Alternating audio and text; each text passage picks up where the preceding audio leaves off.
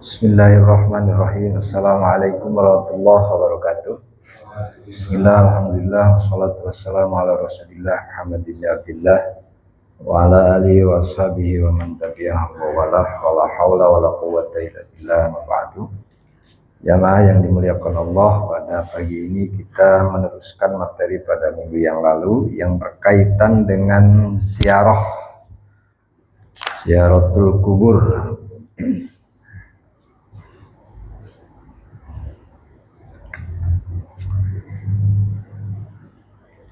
Ziarah perjalanannya termasuk safarunya safarus sunnah atau yundabus safaru li ziyaratil mauta.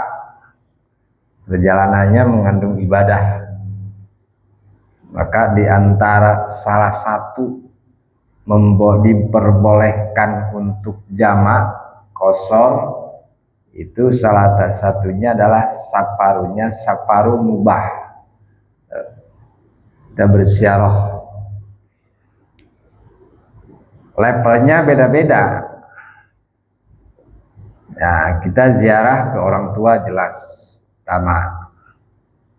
terutama juga maqabirus sholihin.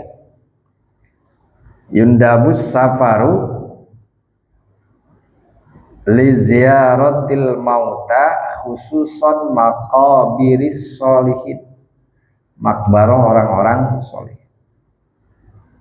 Nah, esensi dari ziarah itu tadhkiratul maut itu. Ketika Rasulullah kuntu nahaitukum di ziyaratil qabri, awalnya Rasulullah melarang untuk berziarah. Terus Rasulullah menyatakan fazuruha fa innaha tadhkiratul maut.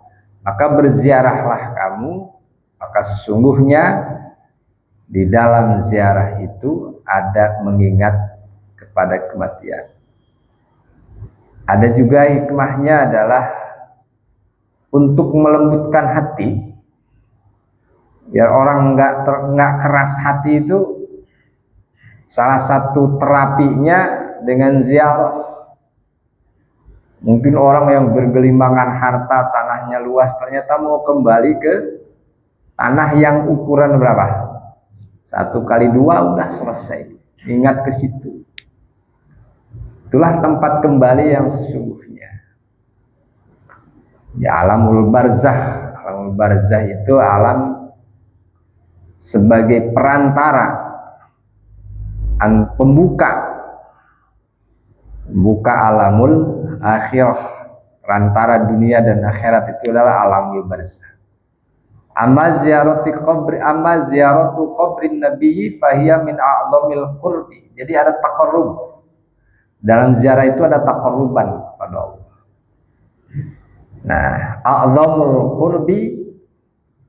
Nah, dari makna ziarah selain tadhkiratul maut itu ada makna taqarrub, terutama berziarah ke makbarahnya Rasulullah. Yang mampu, kalau yang nggak mampu cukup bersolawat. Ziarahnya kepada Rasulullah bersolawat, macam-macam solawat yang kita baca. Solawat kubro, solawat habsi, solawat fatih, solawat nariyah, dan solawat kamilah, solawat jibril, macam-macam. Solawat tibil kulub, solawat muridzati. Saya punya kumpulan 73 solawat, cuma panjang-panjang. Yang paling singkat mah udah sallallahu ala Muhammad atau solawat Ibrahimiyah. Solawat Ibrahimiyah itu yang sering kita baca di dalam sholat, sebutnya solawat Ibrahimiyah. Fahiyya min a'zamil qurbi. Jadi ziarati kubrin Nabi termasuk yang paling besar yang paling mulia, yang paling agung, pendekatan kepada Allah. Masa sih orang ziarah ke Rasulullah ketawa-ketawa, kayaknya keras banget hatinya, pasti nangis. Ya assalamualaikum ya Rasulullah, itu pasti nangis.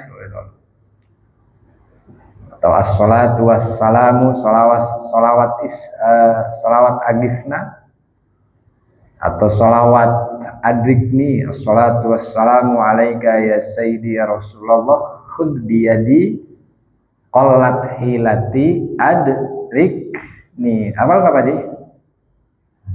Boleh apa? Salawat adrikni, assalatu wassalamu alaika ya sayyidi ya Rasulullah, khud biyadi qallat hilati adrikni. Atau salawat pati, atau salawat agifna, salatu wassalamu alaika ya sayyidi ya Rasulullah, alaika ya sayyidi ya Rasulullah, agifna syari'an bi'izzatillah. Udah kita mah yang singkat aja, sallallahu ala Muhammad, udah cukup itu aja. Banyak dibanyakin 1000 sehari semalam ya Bang. Ada orang yang baca sholawat tujuannya duniawi, ada. Kayak kan karena hikmah-hikmah atau fadilah atau keutamaan sholawat itu, barang siapa yang sempit rezeki, sempit hati, sempit pikiran, dia bersolawat. Terapi batin itu ya sholawat. Tapi ada yang orientasinya adalah duniawi. Dan itu disodorkan gitu untuk hal seperti itu. Orang yang baca sholawat, sholawat fatih, Allahumma sholli wa sallim wa barik ala sayyidina Muhammadinil fatihi lima. Nggak hafal juga? Besok hafal semua dah. Wal fatih lima ugliko wal khatimi lima sabaqo anasiril haqqi bil haqqi wal hadi ila siratikal mustaqim. Makanya ada keutamaan.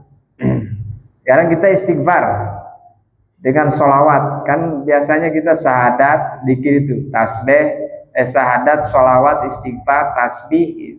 Kira-kira sholawat sama istighfar utama mana Pak? Semua sih bagus, semua bagus. Yang kira-kira diterima yang mana kira-kira? Kalau istighfar itu kan kita minta ampun ya, minta ampun. Kalau sholawat kan kita bersolawat kepada Rasulullah. Kira-kira husuan istighfar, husuan sholawat kira-kira. Tapi kalau potensi diterimanya adalah sholawat.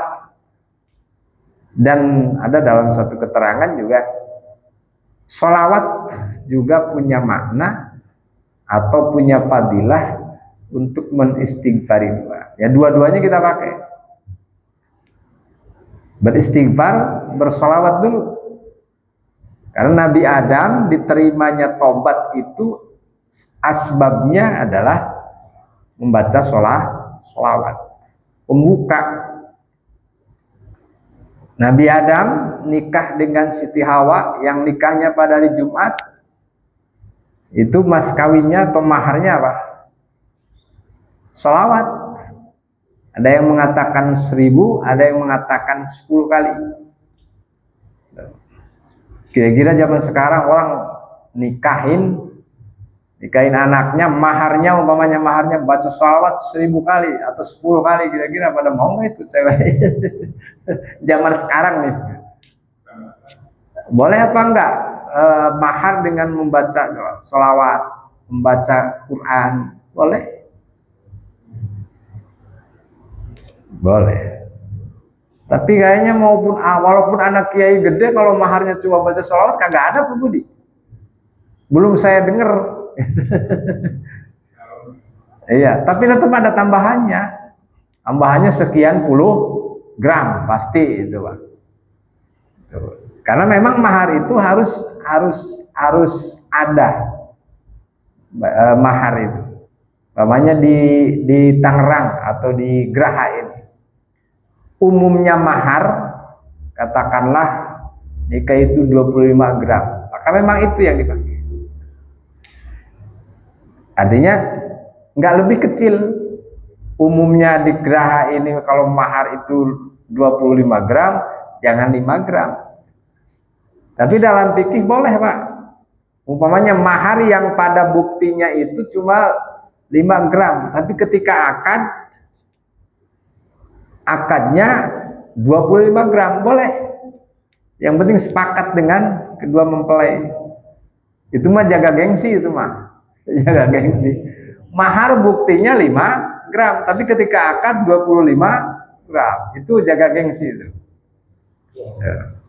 Cuma pernah saya temen itu mah, karena satu pesantren itu maharnya membaca kitab Alfiyah. Kitab Alfiyah itu kitab ilmu nahwu, nazom, syair. Itu maharnya itu. Baca kitab Alfiyah 10 bait. Tapi ujungnya ada 15 gram tetap aja.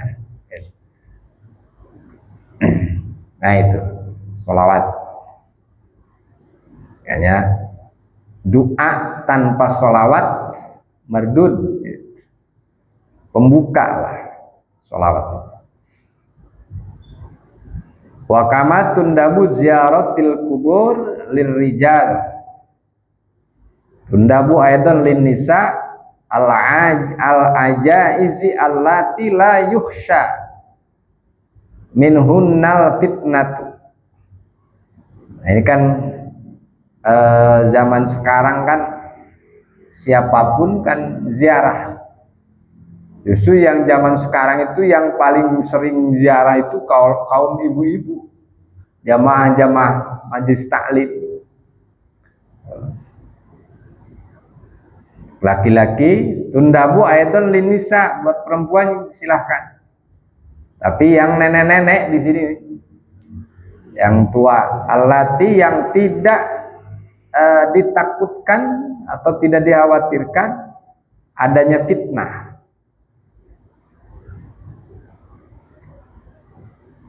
Adanya fitnah. Yang fitnahnya seperti apa? Ketika orang ziarah nangis-nangis gitu. Ya kita mah ziarah nggak jauh-jauh ya kepada orang tua. Nah, kemarin saya menyampaikan, terus bagaimana kalau ada kalau ternyata ada fitnah, yaitu mamnuun, jangan ziarah walaupun ke keluarga. Kama huwal ghalib ala nisa'i hadzal zaman. Memang udah dibaca oleh ulama para dulu. Nulisnya kitab itu zaman dahulu, ratusan tahun yang lalu. Jadi bahasanya hadzal zaman, ya zaman sekarang. Fakhurujuhunna li ziyarati haramun bittifaqil Hanafiyah. Jadi sepakat mazhab Hanafiyah dan Malikiyah mah ketika ada fitnah, kaum wanita itu hukumnya haram, fitnah. Tapi kalau ditemenin suaminya, makanya ada mahramnya. Ada mahramnya. Jangan sekarang kadang-kadang bapak-bapaknya makan kagak jarah, ibu-ibunya yang lebih sering jarah. Yang nggak tahu ada fitnah apa enggak kan kita nggak tahu. Yang pasti jauh dari pantauan mahramnya. Tapi macam-macam Pak, yang niat ziarah itu macam-macam. Yang ingin dapatkan berkah. Rata-rata zaman sekarang ziarahnya itu pengen dapat barokah, supaya barokah. Sebenarnya barokah itu apa? Bertambahnya kebaikan itu ya barokah. Ulang ziarah, ibadahnya tambahkan. Apapun itu ketika dinamakan barokah berarti bertambah kebaikan. Terutama dari sisi ibadah kepada Allah. Amal Hanabila wa Syafi'iyah, adapun mazhab Hanafi dan Hambali,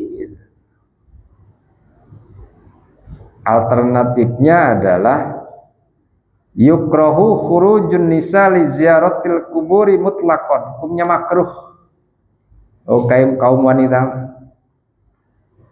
sawaun kunna ajaisu aw syawabun, entah itu nenek-nenek, artinya mutlak di sini terlepas itu orang tua, wanita yang sudah tua atau janda gitu, atau siapa aja lah. Illa idza ulima anna khurujahunna yuaddi ila fitnatin, ketika memungkinkan adanya fitnah. Kalau ada fitnah berarti tadi hukumnya haram, sama dengan Hanafiyah dan Malikiyah. Ketika ternyata timbul fitnah untuk dirinya tentang kehormatan, tentang agamanya, ya hukumnya jatuhnya kepada haram, karena ziarah menjadi asbab. Maka sebab yang kemudian, satu sebab yang menimbulkan fitnah berarti melakukan sesuatu yang menjadi sebab itu hukumnya haram, walaupun sunnah. Ziarah memang sunnah, ada perintahnya, tapi ternyata ada fitnah yang lebih besar, mendatangkan kemadorotan, justru mendatangkan darurat, tidak mendatangkan manfaat, malah ya hukumnya ya melakukannya. Kalau fitnahnya itu kan ekses dari proses perjalanan ziarah, bukan ziarahnya yang menjadi fitnah, tapi asbabnya itu ziarah, kemudian dampak dari ziarah itu ada fitnah, maka kaum wanita tidak boleh berziarah. Itu masalah berziarah. Kita bicara mati. Kematian itu Allah yang menentukan. Makanya al-mautu ya'ti baghtatan wal qabru sundukul amal. Kita mah udah harus sering-sering ingat. Apalagi ya usia saya ya udah lumayan lah, Pak Haji udah lumayan. Pak Budi masih muda dah kayaknya. Enggak terlalu waspada kalau kayak yang udah di atas 55 dan 60 itu udah mulai waspada Pak Haji ya. Sering-sering gitu ingat. Ya kita kemana lagi? Memang kita mau pulang ke kampung yang sesungguhnya. Justru kalau orang-orang yang sudah punya bekal persiapan itu justru pengen segera pulang ke kampung asal. Tempat tinggal yang sesungguhnya kan nanti kita mah. Makanya kata Nabi, kun fid dunya ka'annaka gharibun au abirus sabil. Inilah kamu di dunia ini seperti orang yang mengembara. Atau orang yang memang dalam perjalanan. Makanya ada istilah Jawa, urip neng dunia kayak apa namanya?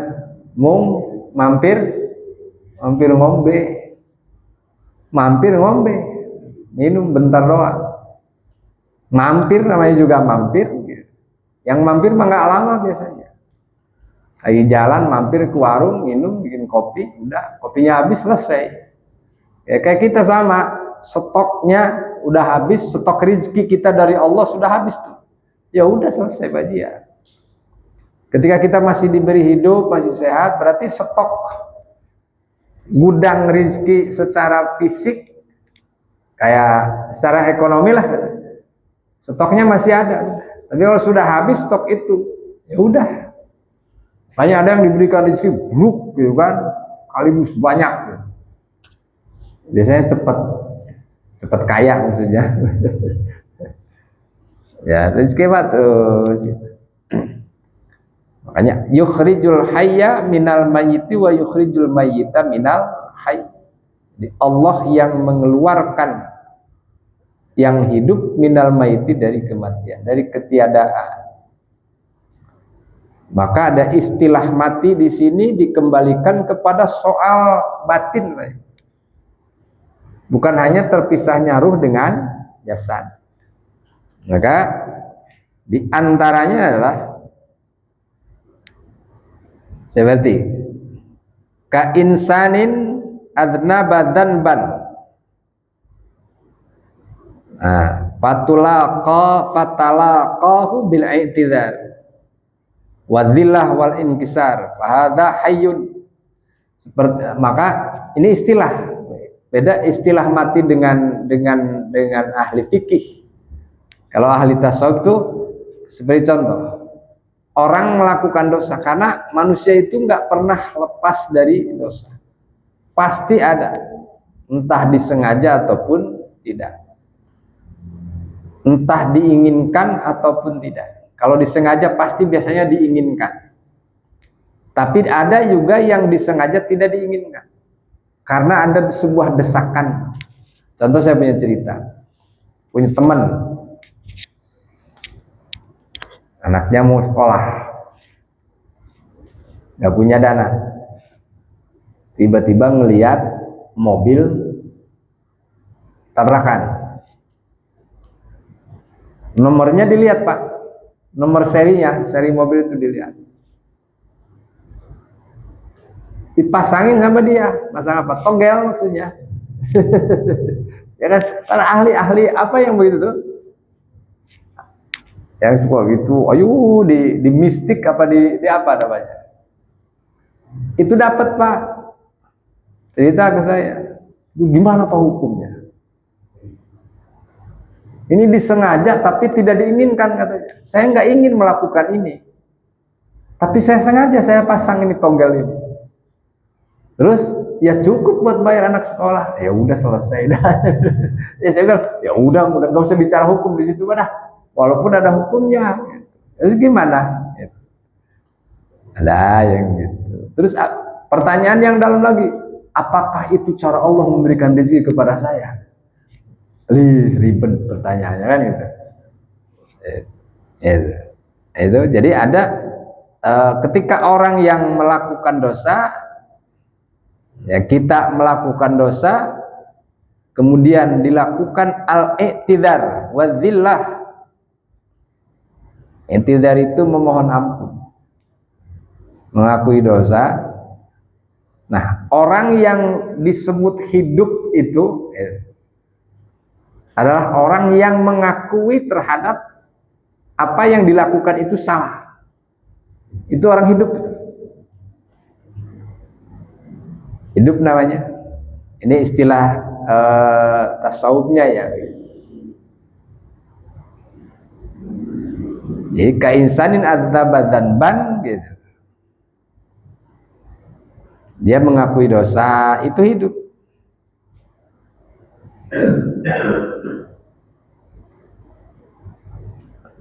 Wa huwa al-i'tidharu kharaja min mayyitin wa huwa adzanbu. Jadi dosa yang keluar. Artinya karena oleh istighfar, i'tidhar kepada Allah, berarti itu termasuk disebut hidup.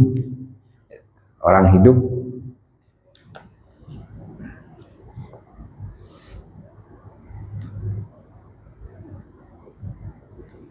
Terus itu contohnya seperti itu. Contoh dari ayat yukhrijul hayya minal mayyiti wa yukhrijul mayyita minal hayy. Allah yang mengeluarkan yang hidup minal mayyiti dari kematian, wa yukhrijul mayyita dan yang mengeluarkan yang mati minal hayy dari yang hidup. Wa ka insanin akhara fa'ala ta'atan wa hadamaha bil ujbi wal iftikhar wa hada mayyitun wa huwa al ujbu. Jadi dikembalikan kepada sikap batin. Contoh, orang melakukan taat, kemudian dia dihancurkan sendiri. Taat mah taat, tapi dihancurkan oleh dirinya sendiri. Wahadamah bil ujbi, dia menghancurkannya, merobohkannya dengan sifat ujub. Ujub itu apa sih Pak ya? Sombong apa ya? Masuknya ke sombong apa ke apa? Sombong. Ya sebangsa itu ya ujub, ria, takabur gitu kan. Itu sebangsanya. Yang begitu-begitu. Wahwa al-ujbu. Jadi yang disebut orang mati itu salah satunya diantaranya adalah orang yang dia melakukan taat kepada Allah, tapi dia hancurkan kebaikan taatnya itu, dihancurkan oleh karena sifat ujub. Yang ujub itu apa, terlalu percaya diri, apa ya dekat-dekat ke sombong lah ya. Dekat sombong. Nah, orang yang ujub itu biasanya itu itimad kepada amal, Pak. Bersandar kepada amal. Tidak birahmatillah. Padahal hakikatnya adalah birahmatillah. Kamu siap mati juga, saya udah banyak amalnya. Ujub tuh. Biasanya di sini mah yang dukun-dukun, Pak, yang ujub-ujub. Ada apa? Ada perlu ini, Bah, gitu, Pak. Udah serahin aja sama Mbah, beres urusan sama Mbah mah. Nah, ini ujub deh. Nah, gitu. Udah deket-deket ke sombong lah ya. Deket-deket ke situ. Apa yang kharaja min hayyin huwa ta'ah. Jadi orang yang taat itu orang yang itu. Nah, ini kembali, makanya orang yang istiqomah itulah sesungguhnya orang yang hidup. Cara Ibnu Tasawuf ya. Walhasil anal istiqomah alal ubudiyah la yunaqiduha fi'la dzambin. Jadi kalau makanya dosa itu tidak boleh menghalangi istiqomah. Tidak boleh menghalangi istiqomah. Nah, dampak dari dosa melakukan kesalahan itu justru semakin menambah istiqomah. Ada orang yang lurus-lurus aja, ya biasa-biasa aja. Ibadahnya nggak nangis, nggak apa. Tapi kalau habis melaksanakan sebuah kesalahan, menyadari, gitu. Kemudian menyadari, tuh. Nah, sifat menyadari itu ada di dalam nafsu, Pak. Nafsunya lawamah itu yang pernah saya sampaikan. Maka nafsu itu kan ada nafsul amarah, ada nafsul lawamah. Kalau nafsul lawamah itu muncul kesadaran. Dia melakukan kesalahan, dia menyesal, dia marah dan mencaci dirinya, kenapa sih kok begini kamu? Sadar gitu. Kembali lagi kepada ketaatan. Itu lawamah biasanya. Cuma belum bisa istiqomah, belum konsisten kalau di lawamah. Tapi kalau sudah di nafsul mutmainah itu pasti konsisten.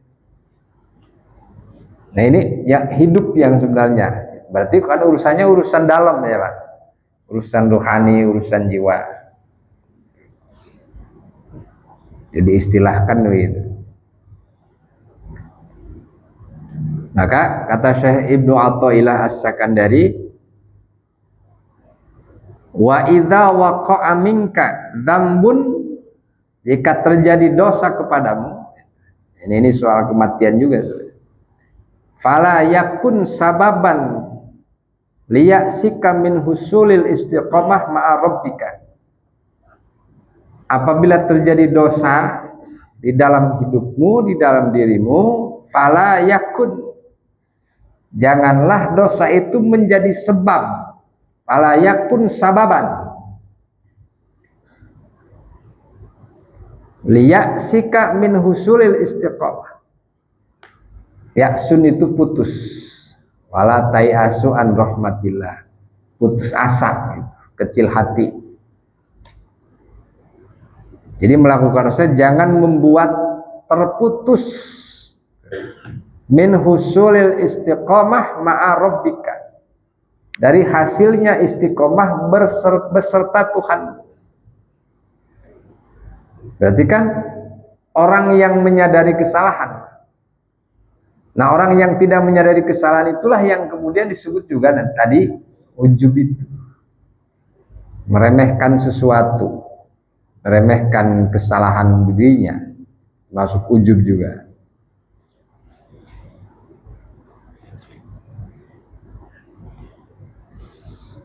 Ini dari sudut pandang tasawuf. Nah, ini yang saya katakan kemarin itu ziarah kubur.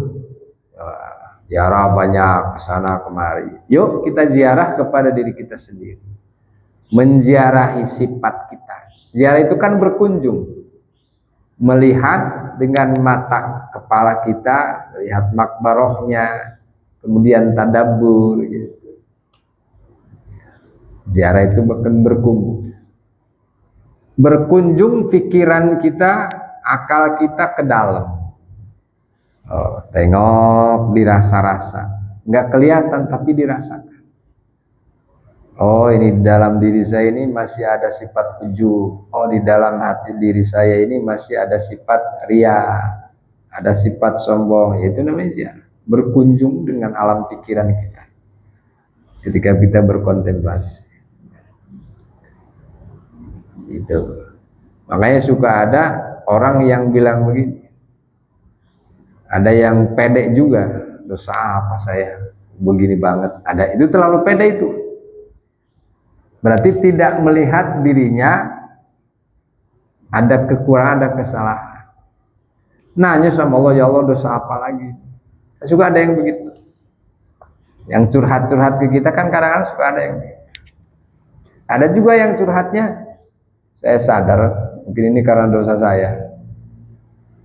Nah, ketika seperti itu, follow up-nya dari pengakuan dia itu dengan cara bertobat bisa. Ada juga orang yang putus asa. Terus motivasinya apa? Nah ini, Allah, walaupun ada beberapa keterangan yang menjelaskan bahwa dengan dosa, dengan kesalahan itu akan menghalangi soal rezeki. Nah, rezeki di situ adalah soal keberkahan. Hanya untuk saya memotivasi sahabat itu, saya nyadar banyak dosa. Mungkin ini bisnis saya gagal, ini gagal, ini gagal. Oh, jangan begitu. Allah tidak terhalang oleh dosamu untuk memberi sesuatu. Kalau keberkahan ya orang yang musyrik aja dikasih sama Allah banyak kan gitu ya. Nah, kesalahan itu jangan kemudian memutuskan yang tadinya istiqomah. Tetap istiqomah. Karena yang manusia mah ya tetap kesalahannya ada, terutama ya kelalaian qalbu kita. Lalai napas kita itu, tanpa kita sadari nikmat napas itu dia dikir. Makanya tidak ada terapi yang lain untuk qalbu itu, yaitu orang yang beriman, yang tenang hatinya itu, yang ala bidzikrillah tatmainnul qulub. Mau nyari tenang kemanapun, ke ujung manapun enggak, tanpa ada zikir. Cuma Allah yang ala bidzikrillah tatmainnul qulub. Udah zikir. Itu orang yang zikir berarti orang yang hidup. Yang dimaksud di sini adalah hidupnya hati. Nah, itu tadi ada orang yang memang cepat kembali kepada kesadarannya, sadar. Itu di lawamah, kita masih di level lawamah kayaknya. Kadang rajin, kadang malas, mengentar-entar amal, menunda-nunda waktu untuk melakukan kebaikan. Ntar aja dah, itu lawamah. Belum merasa belum sampai kepada titik tumakninah bersama Allah, masih goyang. Nah, itu masih lawamah. Tapi masih mending lawamah daripada amarah. Kalau amarah makanya disebutnya nafsul jahil atau nafsul juhala, nafsu yang zalim. Nah, kalau amarah orang tidak akan menyadari kesalahan. Dia berarti sudah mati. Jadi orang yang duduk di nafsu amarah terus berarti pada dasarnya dia sedang ada di dalam kematian. Ya kalau kita mah naik turun ya. Ya kita tadarus Quran di rumah, kadang rajin, kadang kagak. Tadarus di rumah itu baca Quran di rumah nggak mudah Pak untuk bertahan itu. Lagi baca Quran, assalamualaikum, ya kan? Kamu saya ngajak ke anu kan. Tiap habis sholat kita di rumah, ya katakanlah siang lah, atau kita pulang subuh atau pulang sholat isya, pulang sholat zuhur, pulang sholat asar ke rumah. Berapa ayat aja, 1 ayat atau 2 ayat baca Quran di rumah, itu nggak mudah, nggak mudah. Ya Bapak merasakan lah, saya juga merasakan begitu Pak. Udah dijadwal jam segini baca Quran. saya sampai sekarang punya jadwal Pak, punya schedule. Baca kitab dari jam sekian sampai jam sekian. Habis sholat ini wiridan ini. Susahnya minta istiqomah.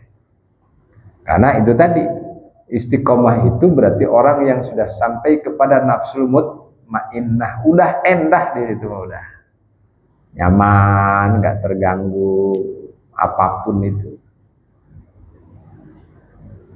Berat gitu kalau ninggalin. Kita masih di lawama. Lawama juga udah bagus dah. Jadi ada lawamatul mulawamah. Artinya kan menghidupkan hati. Makanya ada istilah mautul qalbi. Makanya bahayanya ulama, bahayanya kiai, bahayanya ustadz itu. Penyakit salah satunya adalah mautul qalbi. Yang disebut alim, orang ulama itu kan pinter, banyak ilmunya, disiplin ilmu, cara akademik boleh gitu kan. Tapi ada yang kemudian yang ditakuti oleh Rasulullah. Bahayanya orang alim itu adalah mautul qalbi. Bahayanya orang alim. Yang disebut mautul qalbi itu diantaranya muncul sifat hubud dunia itu. Jadi apapun yang dia lakukan itu urusannya soal dunia. Niatnya untuk dunia semata-mata. Itu yang ditakut Rasulullah. Rasulullah memberi sinyal itu. Dikhawatirkan di akhir zaman itu. Umatku di akhir zaman ada sesuatu yang sangat ditakutkan, yang lebih takut daripada Dajjal, yaitu yang ulama yang mautul qalbi. Dan emang gak gampang, hidupin hati ini gak gampang. Apalagi kalau nonton bola Meksiko sama Korea, udah lupa kita kemana-mana. Saya sambil lewat di pasar melihat itu. Ini udah mulai Piala Dunia kan Pak? Mulai. Indonesia, saya nggak ada Indonesia nggak nonton saya. Kalau ada Indonesia mah ya nonton. Indonesia nggak masuk. Ya lagi nonton bola, hati jangan mati. Nonton bola. Ya kita kan di situ kita sadar nonton bola berapa jam Pak? 90 menit kan? Ya lebih lah, hampir 100 lah ya. Berarti sejam setengah ya. Coba duduk, subhanallah, 1 jam setengah Pak. Paling-paling kaki begini lagi. Tapi nonton bola, betah Pak. Nah itu beratnya menghidup. Orang hidup itu nggak mudah Pak. Iya, tahu-taunya, wah selesai ini. Iya. Apalagi udah injury time masuk gol bolanya, wah itu kayaknya waktu cepet banget gitu. Kita sadar ke situ. Artinya apa? Kesenangan itu yang memang kita merasa ketika senang, tenang, itu waktu terasa lama apa enggak? Enggak kan? Tapi kalau udah ini, waduh, kayak lama, kayak nunggu lah gitu. Pekerjaan nunggu, kalau kita nungguin temen janjian wah lama bener, tengok lagi jam, lama bener, padahal baru 5 menit. Itu. Karena kita tidak dengan hati yang senang, yang damai. Tapi memang rata-rata main bola demen ya. Iya, Gus Dur aja demen main bola. Orang di mana Tarekam aja kan penonton luar biasa. Main Tarekam doang juga. Emang hobi dari dulu. Itu. Jadi kita berjuang dari lawamah menuju mutmainnah. Tidak bisa kecuali dengan zikir dan istiqomah. Dosa-dosa dan kesalahan kelalaian kolbu kita jangan pernah menghalangi kepada istiqomah, supaya kita dinyatakan oleh Allah tetap orang yang hidup secara hakikat gitu. Kalau soal mati mah ya gitu. Nah, itu yang dimaksud saya sampaikan kemarin, istilah saya lah itu. Kita berziarah ke dalam diri sendiri. Makanya kita mendoakan orang lain almarhum almarhumah, ziarah, kita juga mendoakan diri kita sendiri, memfatihahi diri kita sendiri. Sebut nama kita, ruh kita di dalam jasad kita, bin anu, ya, fatihahi.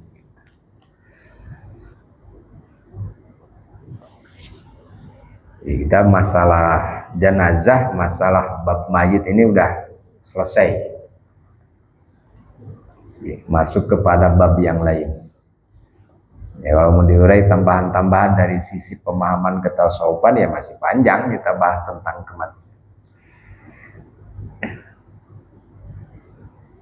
Itu berarti membuang sifat itu, sifat ujub, sombong, ria, itu.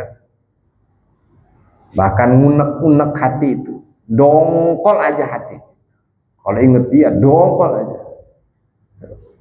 Ya kan ada orang yang kata-katanya kadang-kadang tajam banget. Jangankan sakitnya, matinya aja gua kagak datang. Itu apa namanya? Hikdun, dendam. Nah itu orang sedang mati. Makanya dalam istilah tasawuf itu kan ada yang disebut takhalli itu, mengosongkan dari sifat-sifat yang jelek. Nah, mengosongkan dari sifat yang jelek menuju kepada sifat yang baik, kemudian tahalli disebutnya. Berarti dia sedang melalui perjalanan kehidupan yang normal.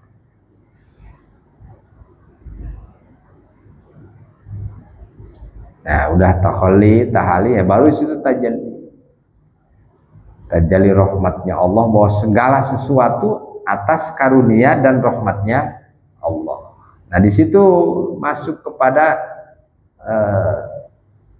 alam diri kita, di mana kita tidak bersandar kepada apa. Kita bisa sholat birahmatillah, kita bisa ngaji birahmatillah, kita bisa makan birahmatillah, kita bisa berjalan dengan rahmat Allah, kita bisa memandang semua dengan rahmat, semua dengan rahmat Allah. Sebab kalau kita ngitung nikmat Allah kan nggak mungkin,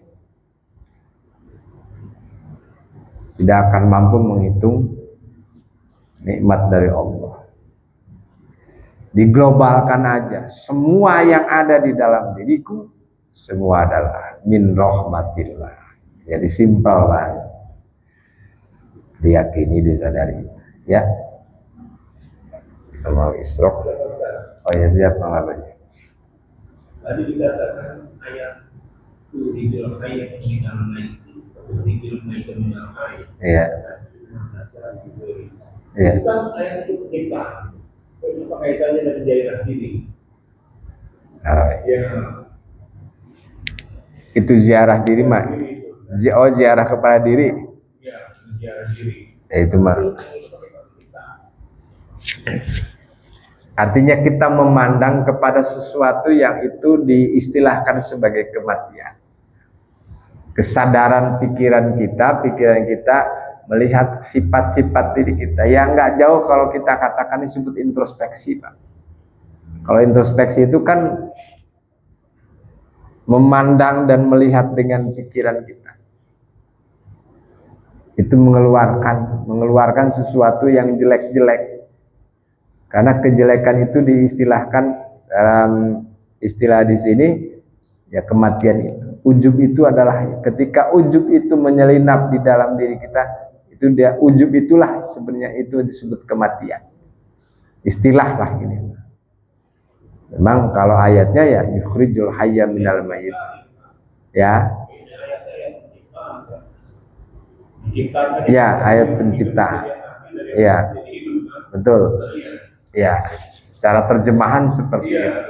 Penafsiran-penafsiran ahli tafsir dan ahli tasawuf, nah itu seperti itu. Jarak hati. Ya, artinya kan berkunjung ya. Makanya tadi ada istilah takholi berarti mengeluarkan. Kalau takholi itu kan istilahnya mengosongkan. Ketika mengosongkan sesuatu yang di dalam berarti kan dibuang. Berarti kan dikeluarkan. Karena sifat yang ada ujub, riya, takabur, ikdun, munak-munak itu di dalam diri dikeluarkan, berarti kita sudah memandang oh ini madrasah. Berarti yukhrijul mayyita minal hayy. Itu istilah. Kayak kita sadar, itu kita jalan. Berkunjung dengan pikiran kita dengan nggak sadar. Ya, betul. Secara fisik dan secara jadi orang yang tadinya tidak ada kemudian ada yang ya betul. Iya betul. Ya itu kita diistilahkan ya kayak kita diistilahkan begitu bahwa kita hidup kemudian mati nanti Allah kita keluarkan betul. Makanya minha khalaqnakum, dari tanahlah kamu ciptakan. Kami ciptakan kamu. Allah kan gitu. Wa fiha nu'idukum, dan ke dalam tanahlah kami kembalikan kamu semua. Betul. Iya. Nasul biwat taroid. Kemudian wa minha nukhri jukum. Makanya ketika kita ziarah nyumbin air nih, air. Ya, minha khalaqnakum. Wa fiha nu'idukum wa minha nukhri jukum tarotan ukhra. Ya, cukup kita bismillahirrahmanirrahim wa ala millati Rasulillah. Nggak asal nabur begini. Itu. Nah itu ya betul pertanyaan begitu. Kita berkunjung ke oh iya siap. Ya.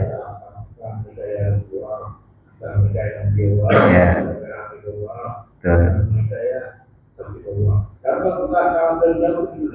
Dari jauh. Oh, enakan dari jauh. Sekarang kita berada di sini kan, kita mau salah berdoa. Itu menjarah fisik, Pak. Ayo ke sana itu kan fisik perlu modal. Yang ke sana ya bagus. Makanya ya kita terus gimana bedanya di sana? Cuma beda rasa diri kita doang. Secara fisik karena kita bisa memandang itu. Tapi justru bagaimana kita pada sholawat ada kenikmatan seolah kita membayang. Makanya ada salah satu cara ketika kita apalagi yang sudah berangkat haji, sudah ke sono, udah tahu raudhah kan, ketika kita baca sholawat, sallallahu alaihi Muhammad, assalamu alayka ya habiballah, assalamu alayka ya Rasulullah, gitu kan, ya syafi'ullah, sambil membayangkan raudhah. Kalau kita Kalau dulu kan kita di sini, Ya. salah. Itu kan kita cuma membayangkan aja itu gimana? Membayangkan raudhah. Membayangkan seolah berada di Ya. Nah, itu yang disebut dengan hakikat khayali, Pak. Hakikat khayali artinya apa? Contoh kita udah ke sono ke raudhah tahu. Secara fisik lah ya. Ya. Nah, ketika kita baca sholawat, kita membayangkan raudhah. Allahumma sholli ala sayyidina Muhammad. Pikiran kita main ini ke Allah, kita lisan bersolawat. Pikiran kita membayangkan Allah. Itu disebutnya hakikat khayali. Kita membayangkan fisiknya kan. Iya, iya. Kalbu kita jangan kosong. Jadi sholawat mah mau inget mau kagak, bersolawat mah pasti terima, Pak. Amalan yang potensi besar diterima ya sholawat. Sambil gembrang-gembrung juga. Makanya saya kalau lagi ada pengamen, kan pinter juga itu pengamen. Karena yang ininya orang-orang Muslim kebanyakan kan itu ya. Lagunya kan lagu sholawat. Itu potensi besar bakal ngasih gitu. Ya kita masa sih walaupun sampai ngamen di pertigaan ya, karena dengan baca sholat bukan karena ininya, tapi tersentuh dengan sholawatnya. Makanya sholawat. Kalau di kampung itu ini duit sholawat, habis nyolatin dapat amplop gitu kan, duit sholawat. Dulu makan kita lagi kecil kan ngejar-ngejar, kayak seneng bener ada yang meninggalkan gitu. Ya seperti itu Pak Haji ya. Hanya kita yukhrijul hayya minal mayyiti. 3 tahap kehidupan. Dari tanah ke tanah, bangkit dari itu berkunjung. Makanya bersolawat itu ya kita nikmati. Oh iya siapa? Saya merasakan kejadian hari ini itu dari semua saya. Jadi mungkin saya mohon ke pengurus untuk bisa mengupload ya di grup supaya kita bisa dengar ulang-ulang, karena saya pikir ini penting sekali bahwa pada hari ini. Nah, yang ingin saya tanyakan satu adalah tentang tadi banyak sekali disebut tentang kembali. Yeah. Jadi Al-Quran sendiri yang saya amati itu menyebut dengan kata bukan kemarin, bukan kesana atau kembali. Irji'i, turja'un, marji'un, roji'un. Itu pulang. Kalau kita menyadari itu, kita bukan dipanggil dari satu tempat sini, sebenarnya kita tuh dari situ. Berasal dari orang Mas tadi. Dan kembali ini mungkin tadi Ustaz sebut tentang sepak bola ini, kita kembali itu sebenarnya lebih banyak ke yang kita senangi kan gitu. Yang saya tanyakan bagaimana kita mencintai, menyenangi Allah itu supaya kita tidak jadi tergoda untuk kembali kepada yang sebenarnya tidak kita senangi.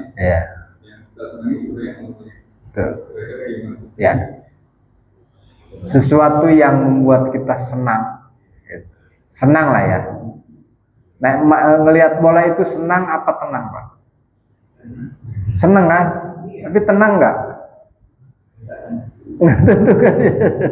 Nah itu ketidaktentuan itulah yang mungkin disebut dengan kesenangan.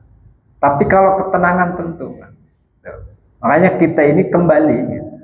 Jangan sampai kemudian sesuatu yang membuat kita senang, makan itu senang. Olahraga senang. Di samping memang ada kebutuhan ya, secara fisik olahraga. Kita ngelihat bola, ada kepentingan batin juga ada. Tapi jangan sampai sesuatu yang membuat kita gembira, gitu kan. Saya juga orang penggila bola, gitu. Senang gitu. Tapi jangan sampai kesenangan itu kemudian menghalangi jalan kita, gitu. Jalan kita pulang kembali. Makanya kesadaran ke situ kita harus ada bahwa sesenang apapun di dunia kita memang mau pulang. Makanya tadi itu bahwa kita ini sedang mampir, sedang melihat pertunjukan wayang ibaratnya. Ya kalau kata Roma Irama mah pesta pasti berakhir. Kita ini sedang mampir. Yaitu kesadaran kita bahwa kita wa ilaihi turja'un. Bahwa marji'ukum fayunabbi'ukum bima kuntum.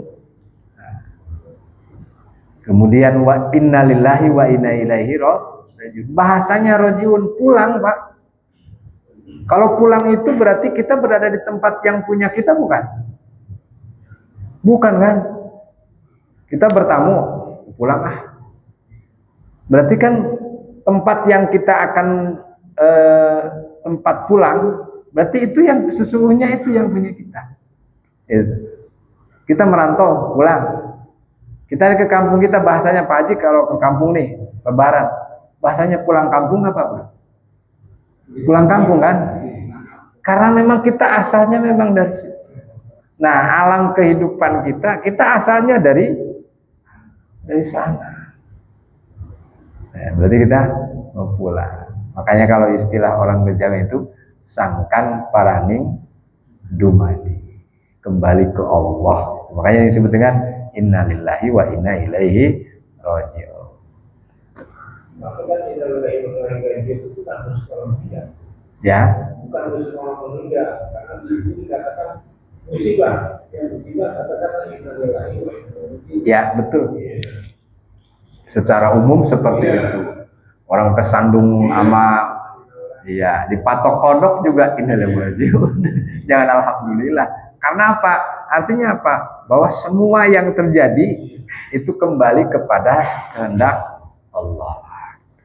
Itu yang sesungguhnya. Makanya mencari yang sesungguhnya itu sudah di innalillahi raji'un. Semua kembali ke Allah, hidup mati kembali ke Allah. Jadi kira itu dia. Saya udah natet ya. Ya udah sekian. Mohon maaf dari apa yang kita bahas pada pagi ini, ada kekurangannya. Semoga menjadi ibroh tentang kematian, baik mati yang secara tabi'i maupun secara ikhtiari, ada hikmah buat kita. Sekali lagi jangan pernah menghalangi kita untuk istiqomah, walaupun kelalaian kita sering terjadi, kesenangan itu jangan sampai menjadi penghalang. Terus kita bersenang-senang di dunia, tapi tetap kedamaian hati, istiqomah tetap terjaga. Assalamualaikum warahmatullahi wabarakatuh.